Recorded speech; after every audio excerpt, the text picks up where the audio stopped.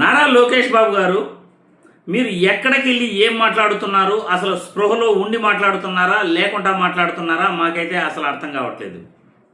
మీరు వెళ్ళింది పరామర్శించడానికి. అక్కడికి వెళ్ళి మీరు ఏం మాట్లాడుతున్నారు రాష్ట్ర ప్రజలందరూ కూడా చూశారు. దీనికి కరెక్ట్ సమాధానం కూడా మీరు మాట్లాడిన మాటలు ప్రజలకు చూపించిన తర్వాత మళ్ళీ దీనికి సమాధానం చెప్తాం. ఒక్కసారి సోషల్ మీడియాలో వైరల్ అవుతున్న వీడియో చూసిన తర్వాత మళ్ళీ మనం విశ్లేషించుకుందాం.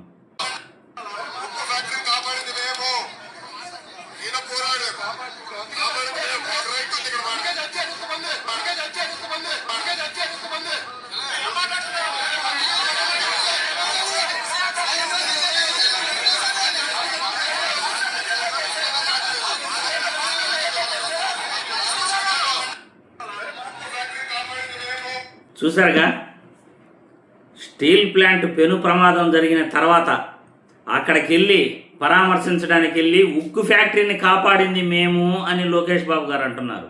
దానికి సమాధానంగా అక్కడ స్టీల్ ప్లాంట్ కార్మికులు వాళ్ళ కుటుంబ సభ్యులు ఏమంటున్నారంటే, అందుకేనా అంతమంది చచ్చిపోయింది అని వాళ్ళు లోకేష్ బాబును ప్రశ్నిస్తున్నారు. మాట్లాడే హక్కు మాకుంది, మేము మాట్లాడి తీరుతాం, మీరు ఇక్కడికి రాజకీయాలు చేయడానికి వచ్చారా అని లోకేష్ బాబు గారు అంటున్నారు. దీనికి ఖచ్చితంగా సమాధానం చెప్పాలి లోకేష్ బాబు గారికి. స్టీల్ ప్లాంట్ను కాపాడింది మీరు అంటున్నారు కదా, ఏ రకంగా కాపాడారు మీరు? ప్రజలకు అది సమాధానం చెప్పాలి. స్టీల్ ప్లాంట్ కార్మికులు గత ఎన్నో ఏండ్ల నుండి వాళ్ళు అనుభవిస్తున్న బాధలు కోకొల్లలు. మొట్టమొదట వాళ్ళు జీతాలు రావట్లేదు. ఎప్పుడో జీతాలు ఎప్పుడు ఇస్తారో తెలియదు, ఎంత ఇస్తారో కూడా తెలియదు. తర్వాత 30 సంవత్సరాల ముందు నుండి పాత మిషన్లు స్టీల్ ప్లాంట్లు వాడుతున్నారు.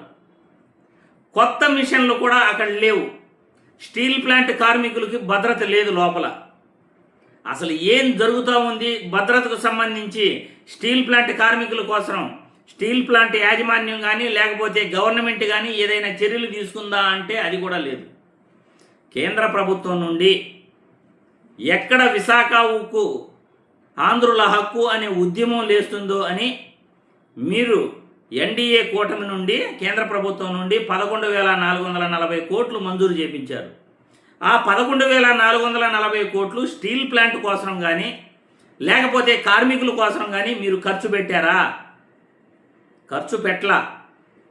ఏదైతే స్టీల్ ప్లాంట్ కోసం అప్పులు తెచ్చుకున్నారో బ్యాంకుల నుండి, ఆ బ్యాంకులకు ఆ సొమ్ము మొత్తాన్ని మీరు ఖర్చు పెట్టడం జరిగింది.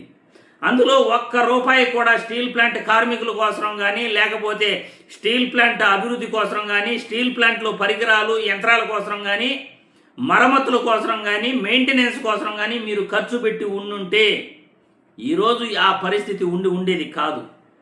దాదాపు 25,000 కోట్ల పైనే ఇప్పటికి కూడా అప్పులు ఉన్నాయి. ఇప్పటికి కూడా ప్రతి నెల స్టీల్ ప్లాంట్ కార్మికులకి జీతాలు సరిగా రావట్లేదు. స్టీల్ ప్లాంట్ కార్మికులు మాకు రక్షణ కల్పించండి, ఇక్కడ భద్రతా వైఫల్యం ఉంది అని వాళ్ళు డిమాండ్ చేస్తున్నారు. వాళ్ళ గోడు ఎవరో కూడా మీరు పట్టించుకోలేదు. వాళ్ళ గోడు పట్టించుకుని ఉంటే స్టీల్ ప్లాంట్ కార్మికులు మాట్లాడేది విని ఉంటే వాళ్ళ సమస్యలు పరిష్కరించి ఉంటే ఈరోజు పెను ప్రమాదంలో స్టీల్ ప్లాంట్లో 8 మంది సజీవ దహనం అయ్యేవాళ్ళు కాదు. కానీ మీరు అలా చేయలేదు. మీ ప్రయోజనాల కోసం పొమ్మన లేక పొగబెట్టారు. చాలామంది ఈఆర్ఎస్ తీసుకున్నారు. అక్కడ 18,000 మంది పర్మనెంట్ ఎంప్లాయీస్ ఉంటే ఇప్పుడు 9,000 మంది కూడా లేరు. 30,000 మంది కాంట్రాక్ట్ కార్మికులు ఉంటే ఇప్పుడు 5,000 మంది కూడా లేరు. ఇది మీరు చేసింది. ఈఆర్ఎస్ తీసుకున్న వాళ్ళకు విఆర్ఎస్ తీసుకున్న వాళ్ళకు ఇప్పటికి కూడా మీరు అమౌంట్ సెటిల్ చేయలేదు. ఎవరైతే పదవీ విరమణ స్వచ్ఛందంగా మధ్యలో తీసుకున్నారో వాళ్ళకి ఇప్పటికి కూడా మీరు అమౌంట్ సెటిల్ చేయలేదు. అది మీరు చేసిన నిర్వాహకం. ప్రైవేట్ పరం అయిపోతుంది అని స్టీల్ ప్లాంట్ కార్మికులు బాధపడుతూ ఒక పక్క నాసిరకం పనులతో మెటీరియల్ తయారు చేస్తున్నారు. నాసిరకం మెటీరియల్తో స్టీల్ తయారు చేస్తున్నారు. నాసిరకం మెటీరియల్ వాడకం వల్లే ఈ పెను ప్రమాదం జరిగింది అని స్టీల్ ప్లాంట్ కార్మికులు గగ్గోలు పెడుతున్నారు. మీరు దానికి సంబంధించి ఏమైనా చర్యలు తీసుకున్నారా? నాసిరకం మెటీరియల్ ఎందుకు వాడుతున్నారు అని ఏ రోజైనా మీరు స్టీల్ ప్లాంట్ యాజమాన్యాన్ని ప్రశ్నించారా? నాసిరకం మెటీరియల్ వాడకుండా చర్యలు తీసుకున్నారా? లేడలు ఓపెన్ చేస్తానే ఒక్కసారిగా మంటలు ఎగిసిపడ్డాయి. ఎందుకు ఎగిసిపడ్డాయి? అక్కడ ఉష్ణోగ్రత ఎంత ఉంటుంది? 1520 డిగ్రీల నుండి 1600 డిగ్రీల ఉష్ణోగ్రత ఉంటుంది స్టీల్ తయారు చేసేటప్పుడు. అంత ఉష్ణోగ్రత ఉన్నప్పుడు మీరు ఆ ఎంప్లాయీలకు సంబంధించి ఎటువంటి భద్రత తీసుకోవాలి? ఆ భద్రతకు సంబంధించి మీరు వైఫల్యం చెందారా లేదా? మళ్ళీ స్టీల్ ప్లాంట్ను మేమే కాపాడాము, ఆ రైట్ మాకే ఉంది అని మాట్లాడుతున్నారే, వాళ్ళకు ఆవేశం రాదా? మీరు అలా మాట్లాడుతూ ఉంటే వాళ్ళకు ఆవేశం రాదా? అందుకే కదా ఈరోజు అంతమంది చనిపోయింది. మీ భద్రతా వైఫల్యం, మీ యొక్క పరిపాలన వల్ల, మీరు చర్యలు వాళ్ళకి స్టీల్ ప్లాంట్ కార్మికుల కోసం తీసుకోకపోవటం వల్ల ఈరోజు ప్రమాదం ముంచుకొచ్చింది. దీనంతటికీ కూడా కారణం మీరే ముమ్మాటికి కూడా.